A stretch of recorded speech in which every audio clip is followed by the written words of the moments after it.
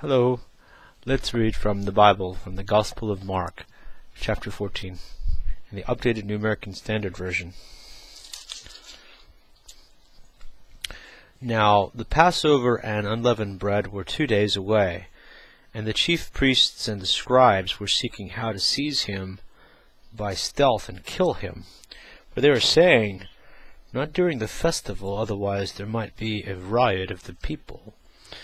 While he was in Bethany at the home of Simon the leper, and reclining at the table, there came a woman with an alabaster vial of very costly perfume of pure nard, and she broke the vial and poured it over his head. But some were indignant, remarking to one another, "Why has this perfume been wasted?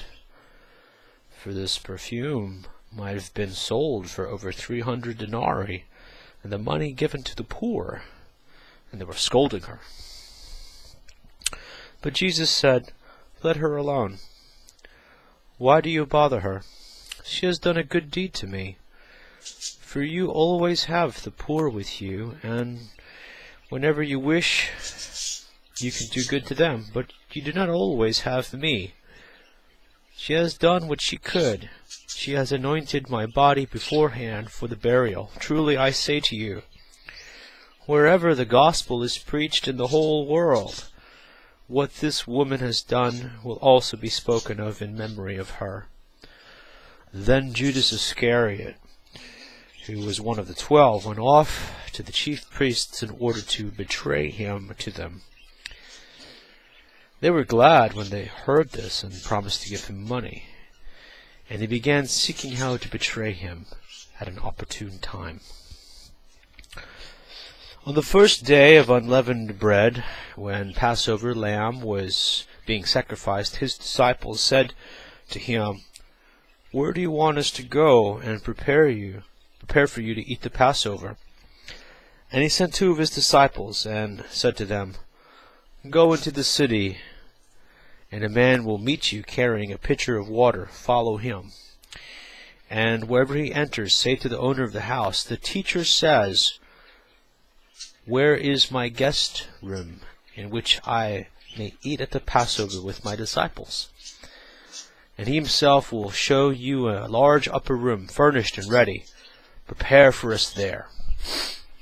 The disciples went out and came to the city, and found it just as he had told them, and they prepared the Passover. And when it was evening, he came with the 12, and they were reclining at the table and eating. Jesus said, "Truly I say to you, that one of you will betray me, one who is eating with me." They began to be grieved and to say to him one by one, "Surely not I." And he said to them, "It is one of the 12, one who dips with me in the bowl. For the Son of Man is to go just as it is written of him. But woe to that man by whom the Son of Man is betrayed. It would have been good for that man if he had not been born." While they were eating, he took some bread, and after a blessing he broke it, and gave it to them, and said, "Take it. This is my body." And when he had taken a cup and given thanks, he gave it to them, and they all drank from it. And he said to them, "This is my blood of the covenant, which is poured out for many. Truly I say to you, I will never again drink of the fruit of the vine until that day when I drink it new in the kingdom of God." After singing a hymn, they went out to the Mount of Olives, and Jesus said to them, "You will all fall away, because it is written, I will strike down the shepherd, and the sheep shall be scattered. But after I have been raised, I will go ahead of you to Galilee." But Peter said to him, "Even though all may fall away, yet I will not." And Jesus said to him, "Truly I say to you, that this very night, before a rooster crows twice, you yourself will deny me 3 times. But Peter kept saying insistently, "Even if I have to die with you, I will not deny you." And they were all saying the same thing also. They came to a place named Gethsemane, and he said to his disciples, "Sit here until I have prayed." And he took with him Peter and James and John, and began to be very distressed and troubled. And he said to them, My soul is deeply grieved to the point of death. Remain here and keep watch. And he went a little beyond them, and fell to the ground, and began to pray, that if it were possible the hour might pass him by. And he was saying, Abba, Father, all things are possible for you. Remove this cup from me, yet not what I will, but what you will. And he came and found them sleeping, and said to Peter, Simon, are you asleep? Could you not keep watch for 1 hour? Keep watching and praying, that you may not come into temptation. The spirit is willing, but the flesh is weak. Again he went away and prayed, saying the same words. And again he came and found them sleeping, for their eyes were very heavy, and they did not know what to answer him. And he came the third time, and said to them, Are you still sleeping and resting? It is enough. The hour has come. Behold, the Son of Man is being betrayed into the hands of sinners. Get up. Let us be going. Behold, the one who betrays me is at hand. Immediately, while he was still speaking, Judas, one of the 12, came up, accompanied by a crowd, with swords and clubs, who were from the chief priests and the scribes and the elders. Now he who was betraying him had given them a signal, saying, Whomever I kiss, he is the one. Seize him, and lead him away under guard. After coming, Judas immediately went to him, saying, Rabbi, and kissed him. They laid hands on him and seized him. But one of those who stood by drew out his sword and struck the slave of the high priest and cut off his ear. And Jesus said to them, Have you come out with swords and clubs to arrest me, as you would against a robber? Every day I was with you in the temple teaching, and you did not seize me. But this has taken place to fulfill the Scriptures. And they all left him and fled. A young man was following him, wearing nothing but a linen sheet over his naked body, and they seized him. But he pulled free of the linen sheet and escaped naked.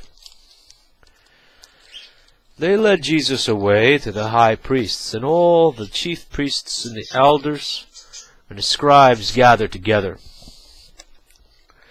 Peter had followed him at a distance, right into the courtyard of the high priests, and he was sitting with the officers and warming himself at the fire.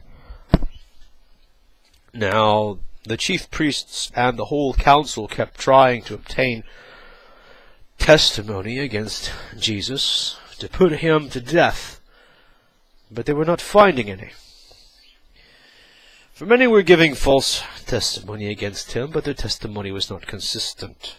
Some stood up and began to give false testimony against him, saying, We heard him say, I will destroy this temple made with hands, and in 3 days I will build another made without hands.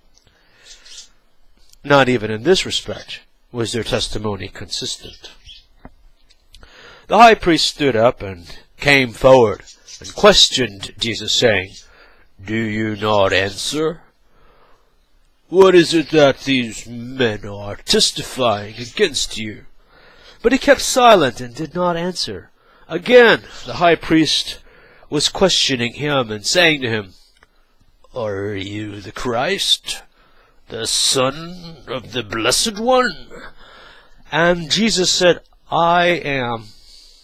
And you shall see the Son of Man sitting at the right hand of power, and coming with the clouds of heaven. Tearing his clothes, the high priest said, What further need do we have of witnesses? You have heard the blasphemy. How does it seem to you? and they all condemned him to be deserving of death. Some began to spit at him, and to blindfold him, and to beat him with their fists, and to say to him, "Prophesy!" And the officers received him with slaps in the face. As Peter was below in the courtyard, one of the servant girls of the high priest came, and seeing Peter warming himself, she looked at him and said, You also were with Jesus the Nazarene. But he denied it, saying, I neither know nor understand what you're talking about. And he went out into the porch, and a rooster crowed. The servant girl saw him, and began once more to say to the bystanders, This is one of them. And again, he denied it. And after a little while, the bystanders were again saying to Peter, Surely you are one of them, for you are a Galilean too. But he began to curse and swear, I do not know this man you are talking about. Immediately, a rooster crowed a second time. And Peter remembered how Jesus had made the remark to him, Before a rooster crows twice, you will deny me 3 times. And he began to weep. The Gospel according to Mark, chapter 14, updated New American Standard Version.